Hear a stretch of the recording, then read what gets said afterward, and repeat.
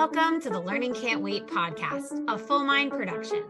At Full Mind, our vision is to ensure every child has access to an exceptional education.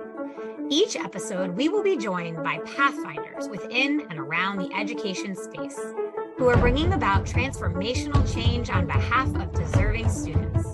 I am your host, Hayley Spira Bauer. Welcome back, everybody, to the Learning Can't Wait podcast. Today's episode features an incredible EdTech leader, someone whom I've known for quite a while, and I'm surprised it took us this long to make this happen. We have Chris Hull, the president and co-founder of Otus, joining us today. Welcome, Chris.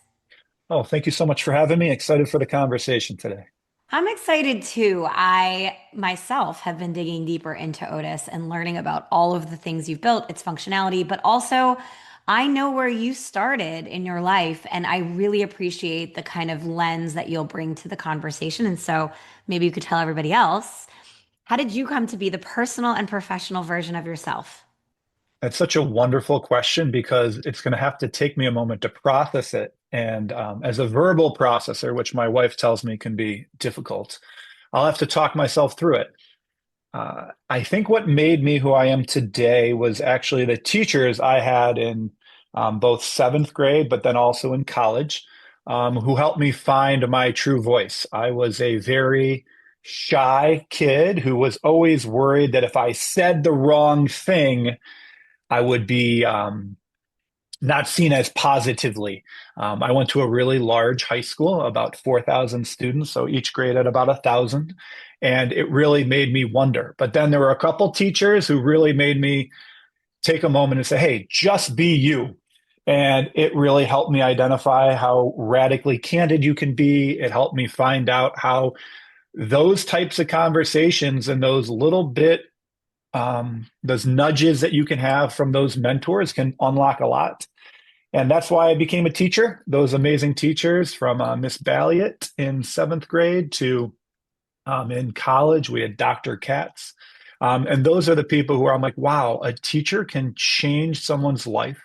And if you are able to listen and learn from people, you can really help them. And so that's why I became a teacher. I was a teacher for 11 years. And then now, as a president and co-founder of Otis, I really try to help my employees and my team be the best they can be. And I do that with my 4 kids as well, trying to just guide them the best I can in the uncharted waters that we're in. Uncharted. Ooh, I want to dig into that. But before I do, I named at the top of the podcast that I was excited about your purview. I always appreciate when founders are former educators. I won't say it's non-negotiable if they're not, but I appreciate it because there is a tension that exists in classrooms for teachers that cannot be easily understood by everyone. You took that tension, you saw gaps and said, somebody has to build X. Talk to me a little bit about what tension you saw in the classroom and what that led you to build.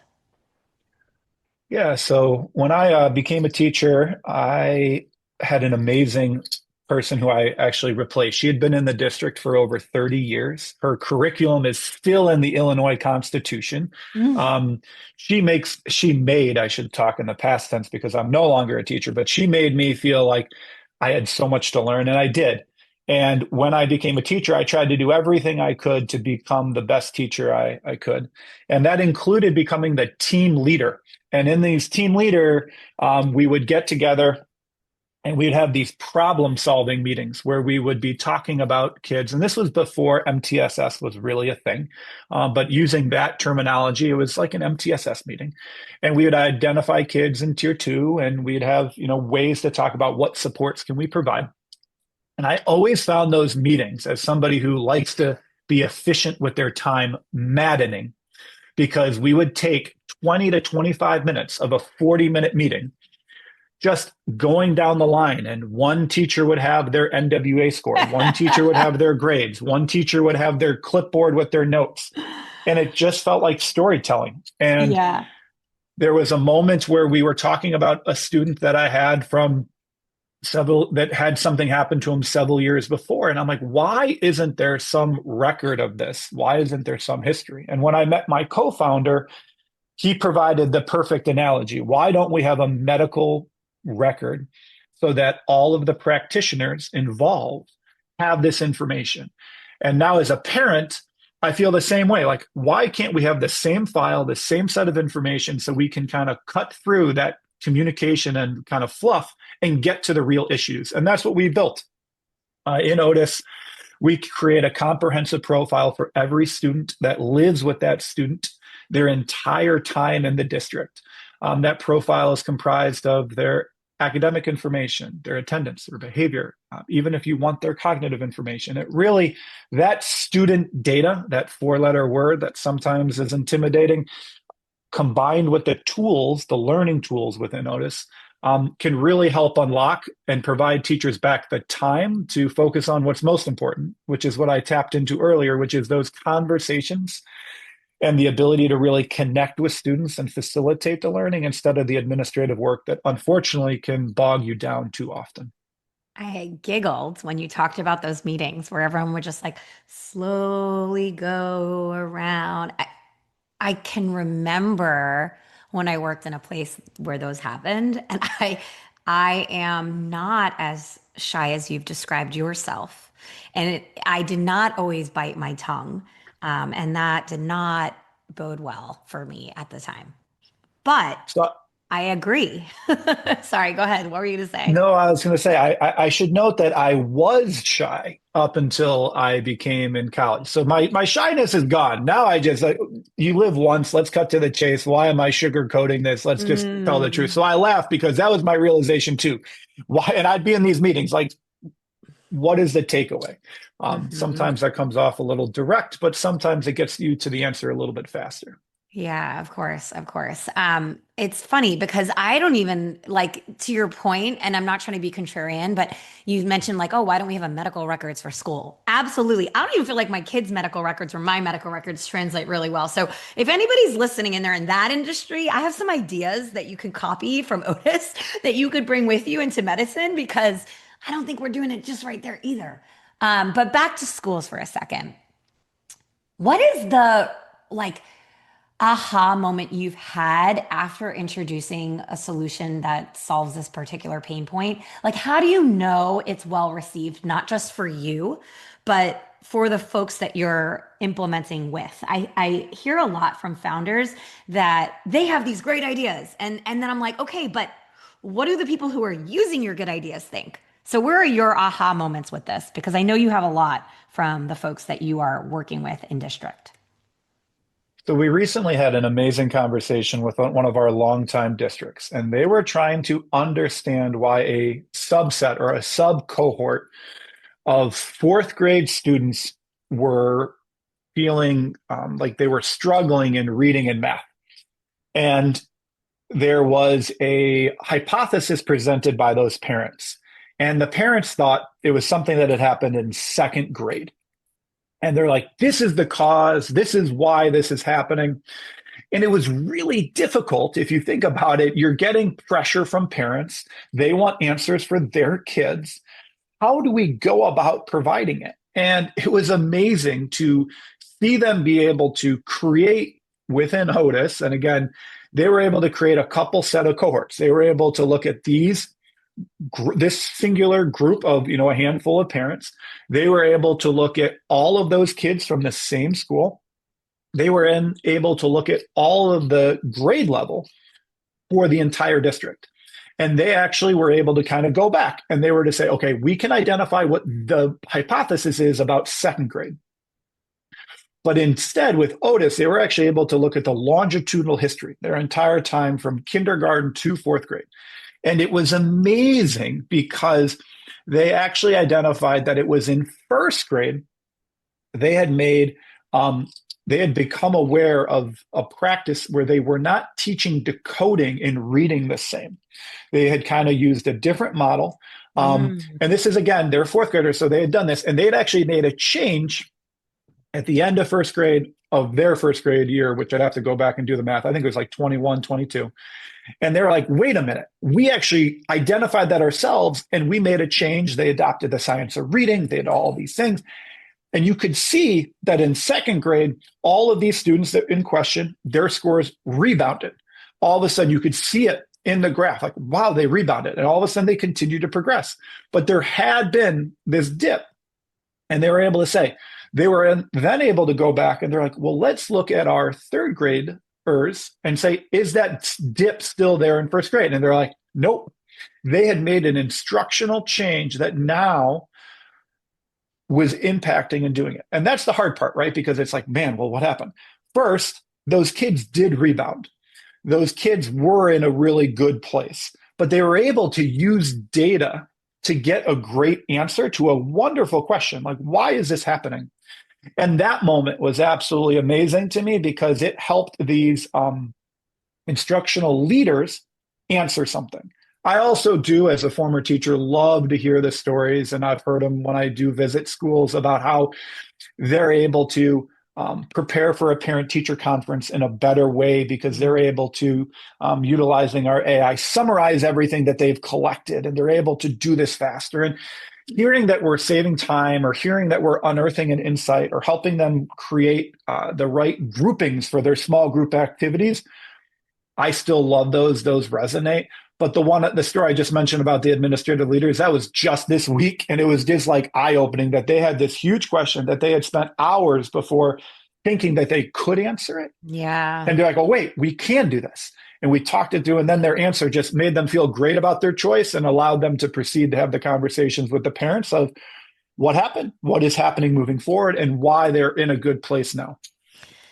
That is really, really cool. I think about the level of triangulation required, which, as a parent, as a former school teacher, leader, all the things, is high. And it shouldn't be that triangulation that requires skill, in my opinion, right? The triangulation should just happen.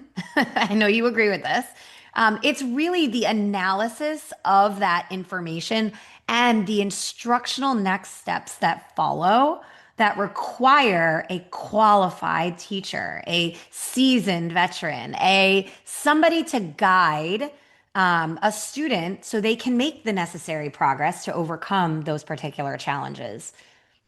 Right now across the United States, and this is like not limited to one region or one demographic, students are further behind than they were before the pandemic across almost all metrics, academically, social, emotionally, behaviorally, all the things. And I would honestly argue that data plays a huge part in how we decide what we do next. And I know that's not like a contrarian idea, but when we're looking at only NAEP scores, that doesn't necessarily help us decide what to do next. So I do feel a sense of, I wish I had that when I was in the classroom. You alluded, though, to kind of high level challenges schools are facing right now. We talked about it on previous episodes. Some people refer to regulations being handed down from the federal government, funding streams drying up at the end of COVID. What are you seeing as really significant challenges for schools today? I think the challenges are twofold. One, as you mentioned, when you're only using periodic measurements of progress, it's hard for you to make the necessary adjustments. Two, I was a political science major in college. I think something that's misunderstood is how long something takes to rebound or recover. And a silly analogy that I've used to explain what happened during the pandemic is imagine you're on a 13-hour car ride, and every hour of that car ride is 1 year in school. Mm. And it's amazing, right? You want to be able to achieve, you want to be able to reach your destination in a certain amount of time. And, again, you want to be able to get there in a certain amount of time. If for a year or two, you're in a traffic jam or your tire all of a sudden blows out and you all of a sudden have to get it fixed. All of a sudden, right? Let's just say you're in a traffic jam for an hour. And instead of going, 60 miles an hour, you're now going 20 miles an hour. You have to make up those 40 miles, right? You've lost 40 miles of your time to get there when you need to. And one of the things that was a little bit frustrating with, ESSER funding is I think it was a little short-sighted because you're not going to make that up in a single time. You're not going to all of a sudden drive 100 miles an hour on that road. I mean, I'm sure there may be people who would. Anybody who watches sports, there are unfortunately athletes who all the time are doing that. But you're not going to do that in a bus. You're not going to do that with your kids in the car.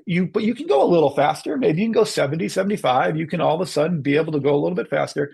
It's just going to take years to catch up. And I really believe districts have to understand best practices, understand the best instructional choices, and then they have to be committed that that recovery is going to need to be gaining over time. And that recovery is not going to happen overnight. It's going to take a couple years. But that means you have to have more often measurements of that progress to check in that you aren't all of a sudden slowing down again, or that you're on the right pace and you're catching back up. And so it really comes to that data, being able to have that data and that commitment that it's going to take time. And unfortunately, I think with some of the budgetary situations, it's putting a lot more onus and stress on the individuals in the classroom who are being asked to handle so much. And again, I think that's really where we need to support the teachers so that they can really connect with these kids so that they're engaged in their learning. Because without that engagement, as I would tell my students, learning is an action that requires effort, and they need that motivation to really put in the work. And that's Ooh, where teachers really help. you've hit a nerve here because I've done two episode recordings this week alone about the topic of engagement and motivation. One released with Chris Bennett, who's an engagement architect that had done early game design, but now talks a lot about how there's a spectrum for motivation and really what it means in the classroom and in schools to design for building toward intrinsic motivation. you know, the data can be beautiful, but if a kid doesn't care and a kid's not like connecting it to themselves and their future, it means nothing. So I'm glad you called on that point. It's an essential point. Again, I think that's one of the biggest misses in some of the talk around like, oh, well, AI is going to fix this. I don't believe AI engages with kids. I think you need to have the right balance. And I think that you have to, that was a great term. I can't wait for that episode to be released. But that building towards intrinsic is important because Mm. intrinsic is not something that happens automatically for some students. It's not something that happens, easily for some students. You have to build towards it. It's a great way to frame that. And how do we do that so that they enjoy learning? For my four kids, my number one hope, and my kids go to the same district I taught in, so I'm fortunate to know a lot of the teachers, is Mm. I want my kids to enjoy learning. Enjoy it. Not that it's going to be easy, but that they need to enjoy it because they have to become lifelong learners. And it's a struggle. I got a 12-year-old. She sometimes is frustrated, but how do you build that in is very important. Well, I was going to ask you how you do it because I have a 9-year-old and I'm looking at him like, woo, oh man, he's such a special boy. So bright and so caring and creative and such a critical thinker. And I have to be honest, like the way school is set up right now is super similar to how it was when I went to school. I had another episode that I was referring to yesterday with the leader of a CTE school. And I was like, yeah, everyone should go to a CTE school. You get to choose your path, you're hands-on. It ties back to every content area. That sounds incredible. So, do you have the answers, Chris? No, I mean, I don't have any of the answers, but I have the questions that can help you get to them. I feel that kids are willing to work at certain things. My son loves the game Fortnite, and he has worked to become really good at that game. Yeah. He also loves soccer, but for him, it's sometimes difficult to see, hey, if I go outside and practice and pass the ball against the wall and do some footwork drills, like how is that really going to benefit me? And really, he and I had a challenge where he committed to do something for 6 weeks. He was going to commit for 6 weeks to do this certain activity that was just once or twice a week, but just that simple practice, that daily habit, it ended up being something he would do more than once or twice a week. He ended up doing it three or four. And then all of a sudden, when they went back outside for recess, and they always play soccer at recess, he came home and he's like, oh my goodness, I am so much better. I can't even believe it, Dad. It's incredible. And all of a sudden, he was like, now it was, I didn't have to motivate him. He saw the improvement. Or I have one of my daughters who is in gymnastics and she wants to be able to do a handstand. I can't tell you the number of times she's trying to do a handstand everywhere she is, maybe even on the basketball court. And because she was committed to doing something. And it was really important for me to help her see that. Do you see that you have now attempted that handstand 150 times? Mm-hmm. This isn't something you did easily. And I think it's really important to show that. And when I was a teacher, we would do the same thing. Like, what are you putting practice in? Are you a dancer? Are you somebody who's going in and doing a routine 25, 30 times before your performance? Right.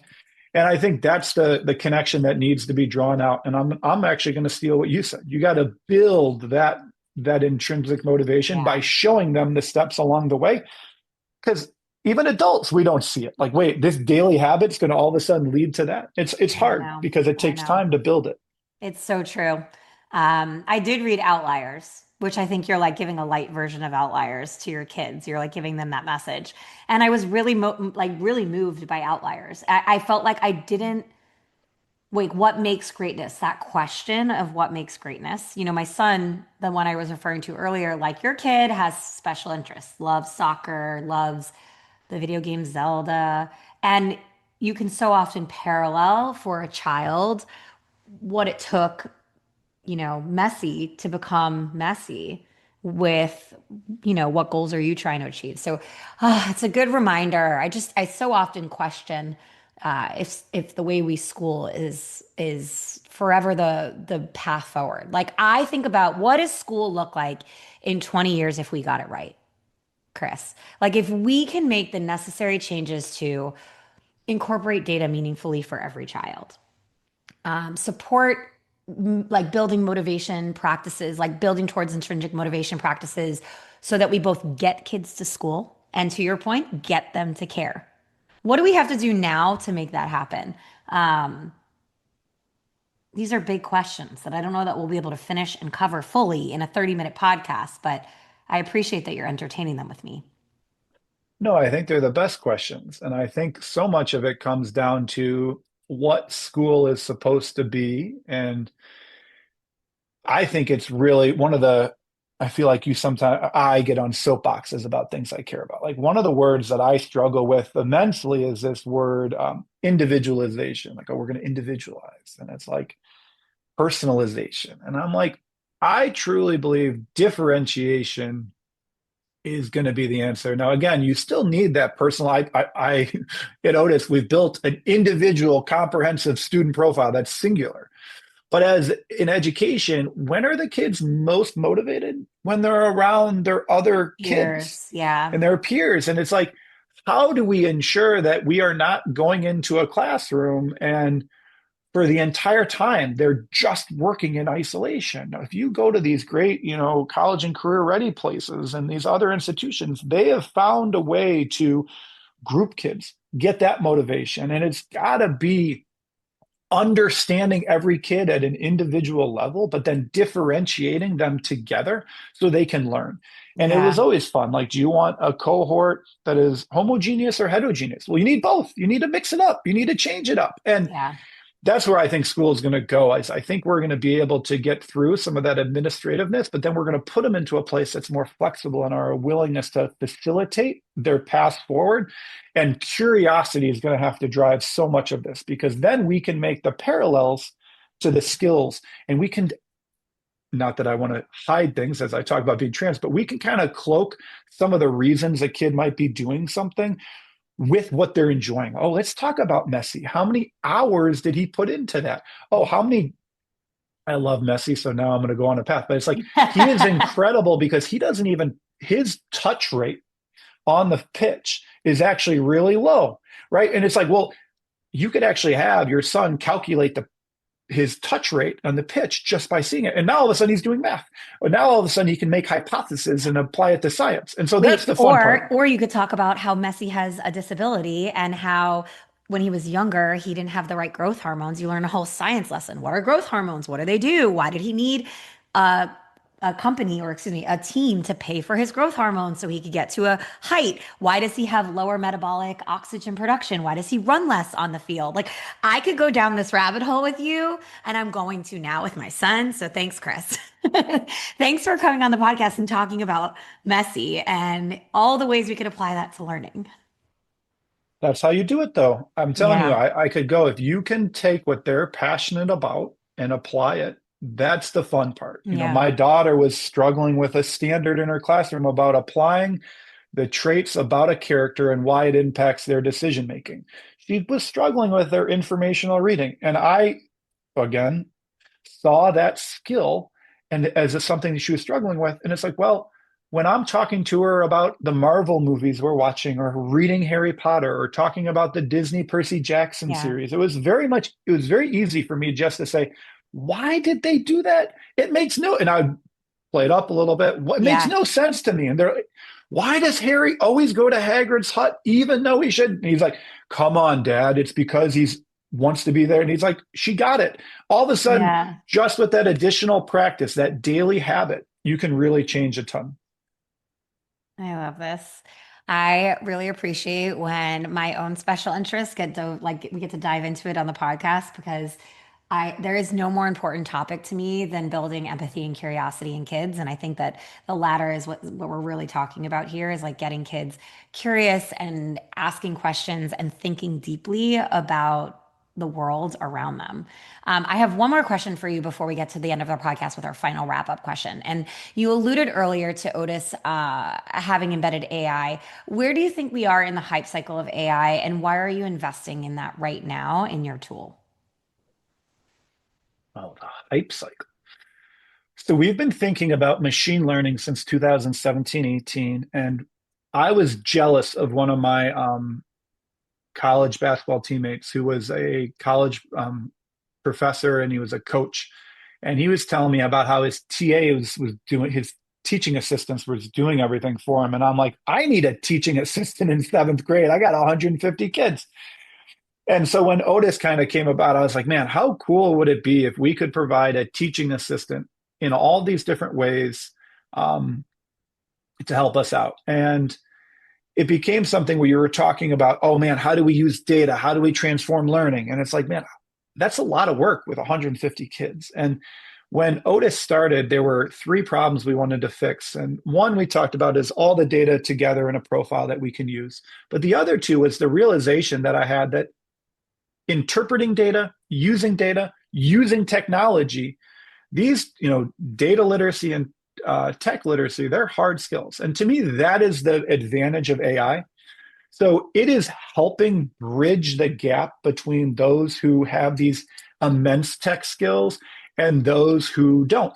And if you're willing to experiment and to use it and to play around with it, you can do a lot. My father, who's 75, not the greatest tech guy, he was able to use Gemini to help him set up his printer properly. You used to have to call me, but he was able to go step by step and walk through it. And there are other examples of that. I think that in the realization of how we apply it, we're early. And I think that's going to be the real challenge is it doesn't solve everything. It's not a magic bullet, but it can be a great thought partner. It can be a great way to get better. There is an amazing Anthropic course, which really talks about the four ways to use it, where you want to really understand the delegation, have a clear vision and strategy for what you want to offload to it. You want to be able to have a clear description, your communication with what you want it to do. You want to be able to have discernment, which is being able to assess the output.